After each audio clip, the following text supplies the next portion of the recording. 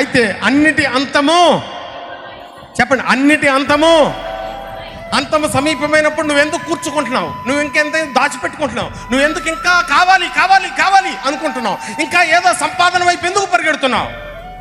అంతము సమీపించింది, అంతము సమీపించింది.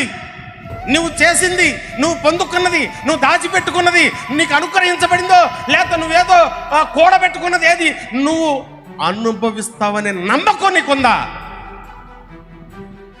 ఉందా? ఒకడు లోకమంతా సంపాదించుకొని వాని ప్రాణము పోగొట్టుకుని వానికి ఏమీ ప్రయోజనం? ఏం ప్రయోజనం? అందుకని అట్టగాని ఇల్లు కొనుక్కోవద్దు, అట్టగాని వాకిలు కొనుక్కోవద్దు, అట్టగాని ఏది స్థలం అని నేను చెప్పట్లా.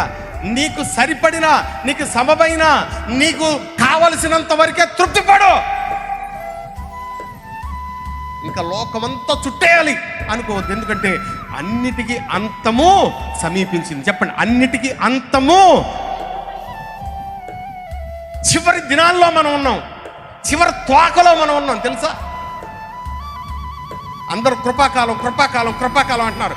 కృపాకాలం కృపాయుగం దాటేశాం, అంతములోకి వచ్చాం. మనం చివరి దినాల్లో ఉన్నాం. మనం ఎప్పుడు రాలిపోతామో తెలీదు, ఎప్పుడు వాడిపోతామో తెలీదు, ఎప్పుడు మంచాన పడతామో తెలీదు, ఎప్పుడు నోరు పడిపోయిద్దో తెలీదు, ఎప్పుడు చెయ్యి కాలు పడిపోయిద్దో మనకి తెలుసా?